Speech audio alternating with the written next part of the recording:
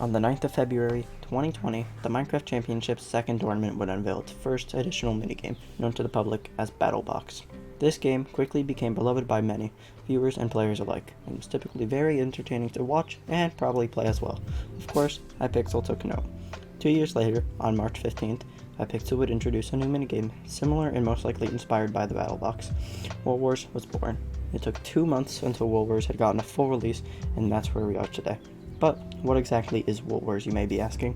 Well, let's talk about that. I'm sorry. I just can't sleep after the news I received. I mean, did you know only a small portion of my viewers are actually subscribed? Like 53% aren't. I told Hauntworld and he was so shocked. He seemed a bit upset, actually. Like, I didn't expect this to shake him to his core, but it really did. So please make Hauntworld happy and subscribe. I mean, I'm a bit afraid of what he does. Like, look, the unhappy Hauntworld guy, that guy does robbing and stuff. He stole from a child. So please help me not get robbed and go subscribe so we can have a happy Hauntworld. Anyways, on with the video.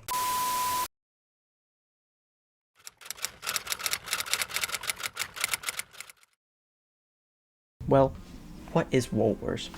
Here's the official definition given by the wiki.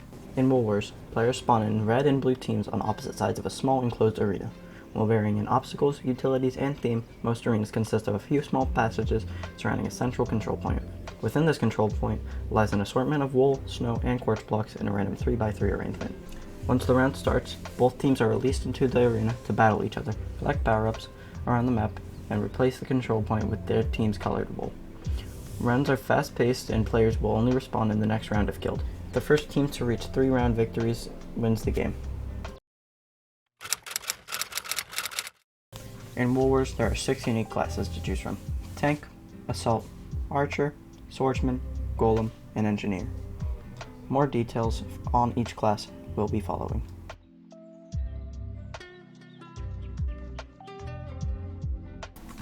The Tank class is selected for all new players. This class offers the strongest base defense in the game, but lacks the strength and mining speed. The Tank class gets a wooden sword, wooden pickaxe, and shears as their items. Their key ability gives them 2 seconds of regeneration 4, giving the tank time to almost fully recover when out of danger. This class can be generally strong, like most, when under the right hands.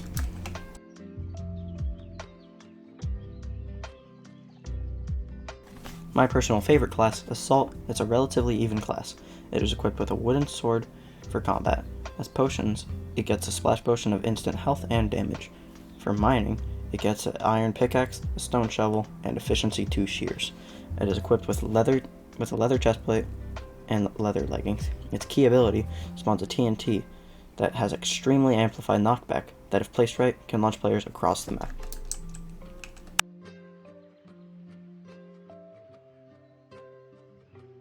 Archer is by far one of the strongest classes. Equipped with a bow and 6 arrows that slowly regenerate, this class can be devastating when found in groups. Although it only has boots to protect itself and an axe and a pickaxe to defend itself, it is a strong choice for a class. The Archer is always equipped with speed 2 to allow it to have extra mobility. Its key ability, Backstep, boosts the Archer backwards and allows him to get places quickly and escape fights.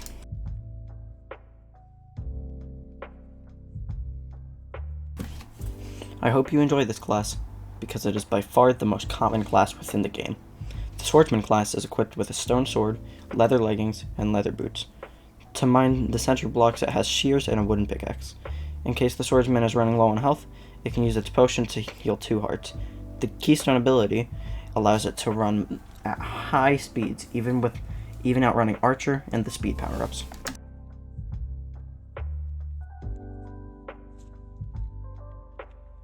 If you're looking for a strong combat class, Golem is for you. Where it lacks in center domination, it greatly benefits in hand-to-hand combat. This class is outfitted with projectile protection 2 golden boots. As for items, it gets a stone sword. That's it. Its key ability, Golden Shell, gives the user protection 2 golden leggings and a protection 2 golden chestplate for 5 seconds.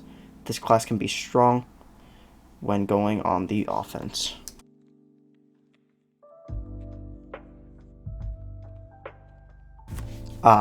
Engineer. Where do I start?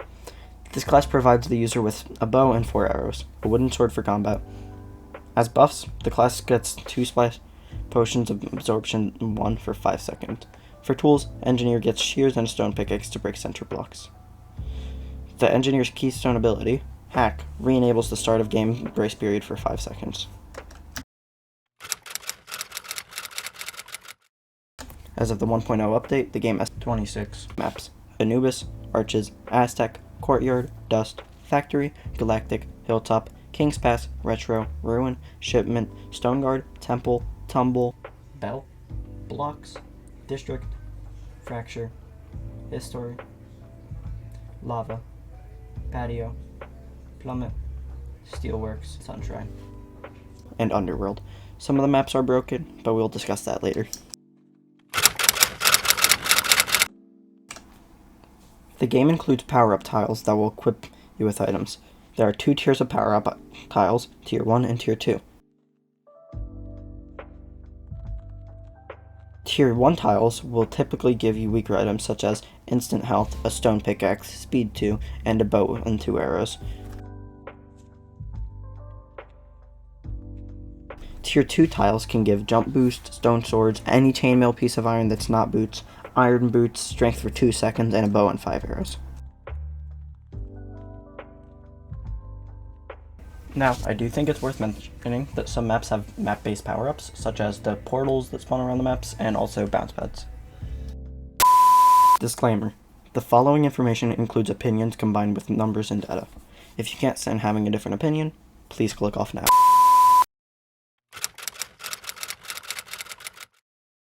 Wool Wars is honestly a great game, but it has a lot of issues with it, and I think we need to talk about those. So where do I start? I guess with what I think means the least, so I can build up. So buckle up and get ready for some opinions.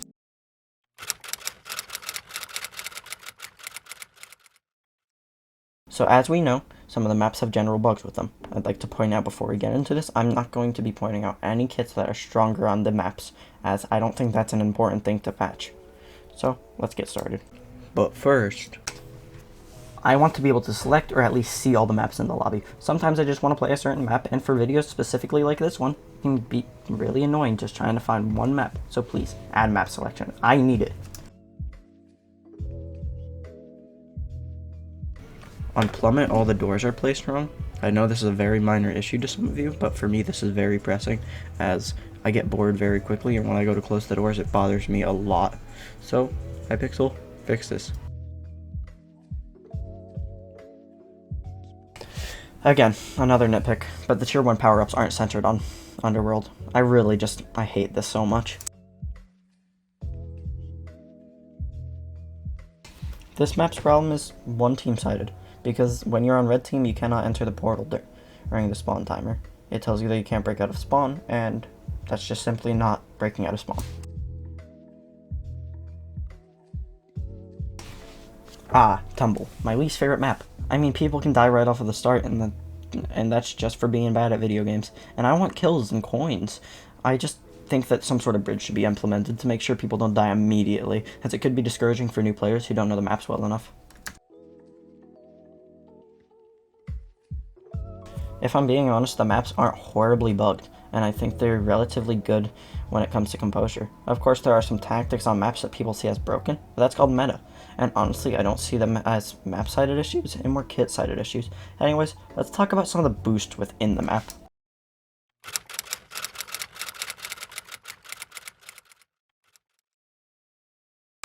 Some of the power-ups and boosts found on certain maps need changes and just need to fit more within the game. So let's start with the only map-sided power-up.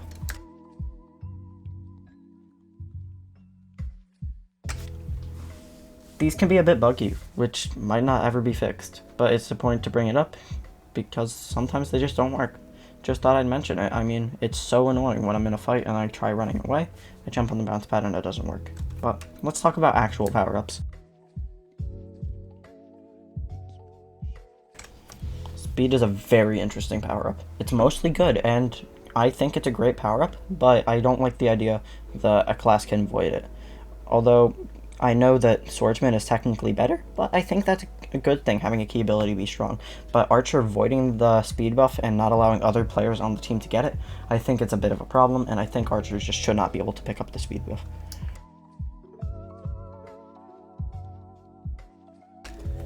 I know this isn't an actual problem with the game, but jump boost is a bit weak, and although can be strong, it's just not great. But I think it's a good thing to have some weaker power-ups in the game, so honestly I don't see anything wrong with it.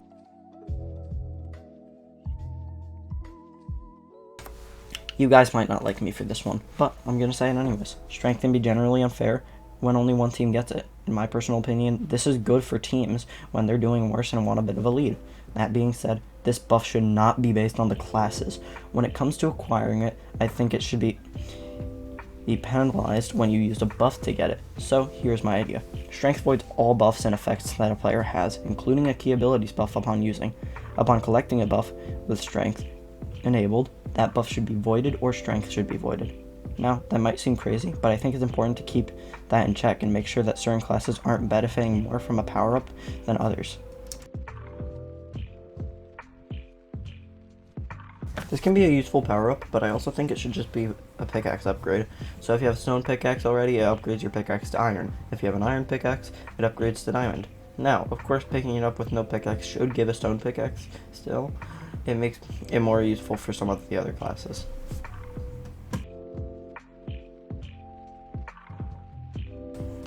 I honestly just wish this power-up was a bit more common, that's all. So I have some suggestions to give. But firstly, the arrows need to stack with arrows provided by classes because it's annoying.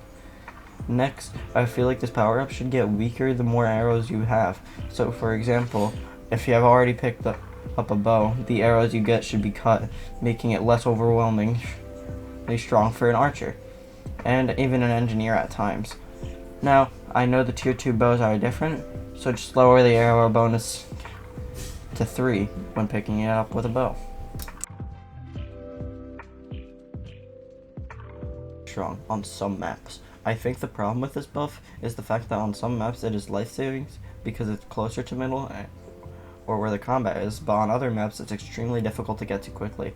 I think it could be interesting if when it was collected, if the person who collects the buff is at full health, they could get absorption, so it isn't useless on some maps. Overall, I have to say the same thing that I said with maps. Power-ups aren't overly bugged, but they could use a little bit of maneuvering to make them seem a bit more natural and better with the game. But now, let's talk about some classes.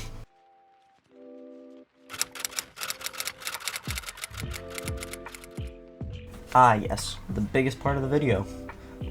What most of you are probably here for is to hear me rant about how much I hate your least favorite class and how much I love your favorite class. But unfortunately, if you are within a crazy 30 to 40% of the player base, you're not going to completely agree with me, but that's okay.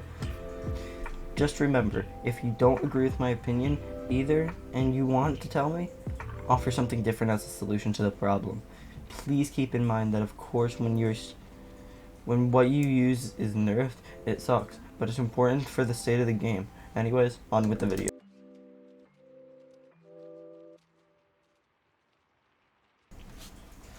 This class is honestly very balanced. Under the right hands, its regen can guarantee you win a fight, and I don't see any real issues with it, so I'd say it's balanced, and I'm not aware of any issues with it.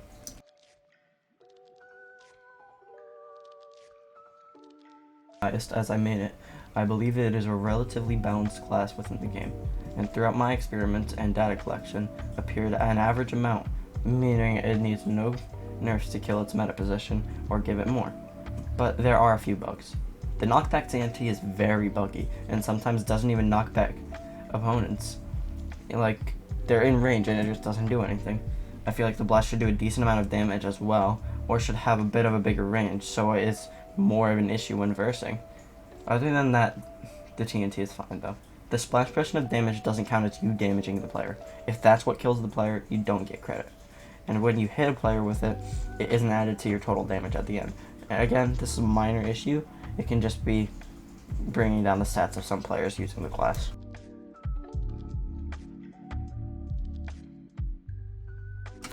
Probably the most discussed class that people say needs a nerf. Bow spamming can be strong in certain scenarios, and there are some spots on maps where archers are a force to be reckoned with. Not to mention their backstep ability can be a very strong way to run away and push areas. But what do I think is stronger?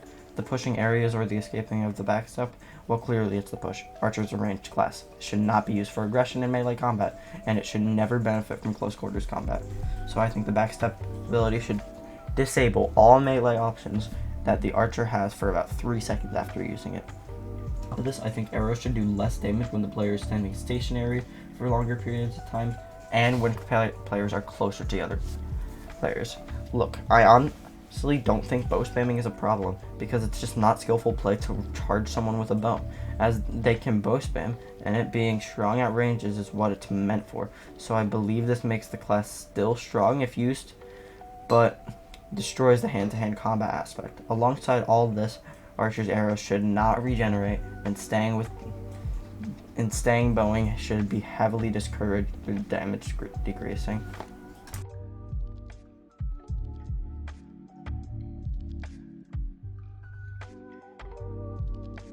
The Swordsman class needs a nerf. Right now, it's the most common class by a long shot. First of all, the healing potion should be one of the following: a bottled potion, not healing in something like absorption, or it shouldn't be there at all. Now, as of right now, I think that could be a fix, but I think the ability could use something to end it. Like, upon being hit by an arrow, the swordsman loses its speed. But that's just an idea, not a suggestion.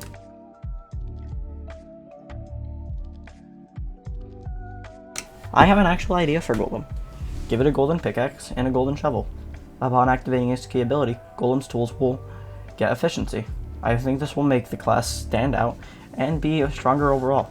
This class throughout my research was majorly overlooked and was only prevalent in around 4% of players, and usually was swapped off quickly, so it definitely needs a little bit more.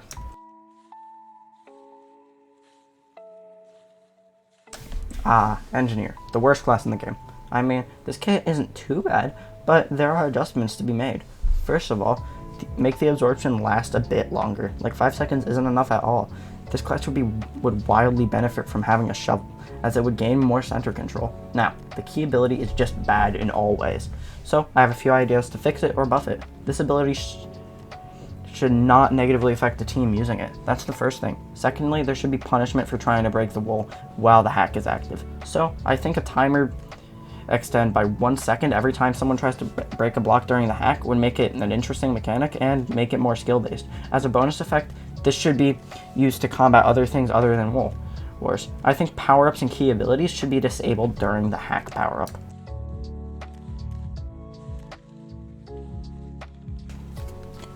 You might not agree with my ideas, and I understand that. Just remember that they are ideas. If you have different ideas on how to fix the problems, tell me. But everything brought up is a problem, and there's no arguing that. Now, let's talk about something lighter. Just general issues.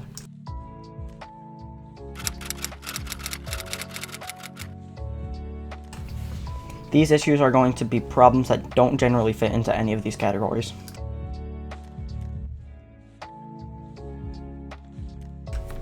Block glitching is a method of boosting people to places. It can be used to get back into spawns for an advantage or to escape combat, kill AFK players, and as recently discovered, teleport back to where you are falling from. Now, AFK problems are a problem, as they can drag down a team, and it can have players lose a kill. But that's something to discuss later. So block glitching, is there a way to fix it? Good question. But the fact that you can use it to teleport back is borderline exploit abuse, as it isn't an intended feature. Of course, all forms of block glitching are exploit abuse, but how are you supposed to kill that AFK guy?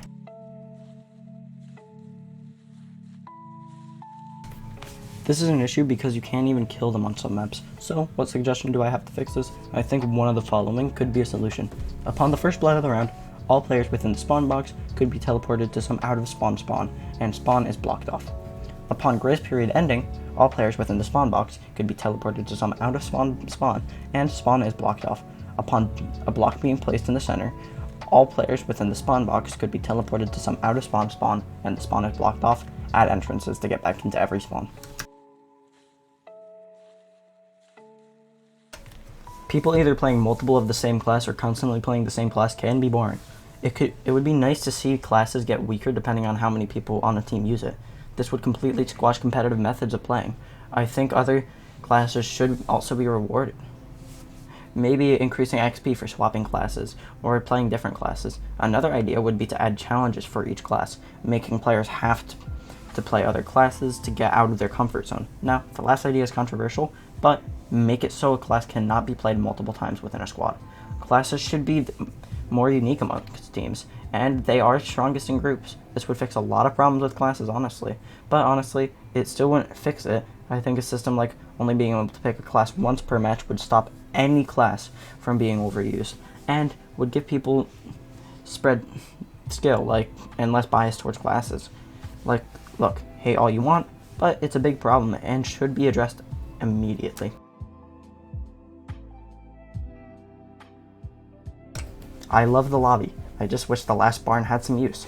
They can make it where you see all the classes, read about them, select them, and customize them. This would be a cool thing to have. The cosmetic system in the game is also really boring without some sort of loot crate to make it more fun to get cosmetics. Now, no, I don't want purchasable with real money boxes. I want cosmetics to show experience. So maybe make boxes you can buy with wool, where you have a chance of getting something worse than what you paid for, but you also have a chance of getting something great. The sheep-bearing wool currency and shop, but can be a bit harder to find for new players. Maybe some more indication would be nice. Under the stats thing, I want it to say win streak.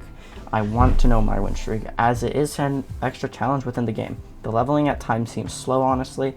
I wish there was more ways to gain XP, or more challenges, or more direct ways of getting XP would be cool, but I don't really care about that. Now, this problem I just discovered, hence why I'm recording it now, and it's unscripted, but you can shoot through the quartz or the slab walls that you can get. You can shoot through those, meaning it's pay to win. I don't know, maybe they should patch this.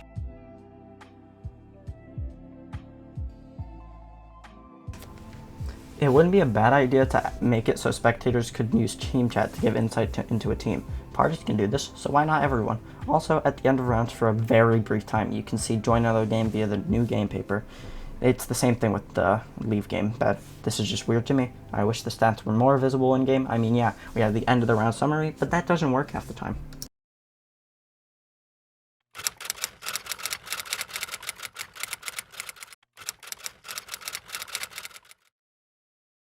Wool Wars is a great game, at least the one on Hypixel. It's fun, and it really has great potential. Of course, I am suggesting things, so you won't agree with everything. A PDF with all the data will become available in the description via download, so if you want to look at that, you can. This video has been a while in the making. I had an interview with ManiacTechno, one of the best Wool Wars players right now, and he gave me a lot of insight into the video. So if you'd like to see the minutes of the interview, you can download that in the description. Now, I'd like to thank and everyone who provided insight into the video and helped me make it. Here is a small list: Jack, ManiacTechno, Abrasions, Domvi. So, if you guys are watching still, thanks a lot, because none of this would have been possible without you. There's a Discord link in the description. Please join. I love your insight. Thanks a lot for watching, and I'll see you guys in the next one if you join me. Later, nerds.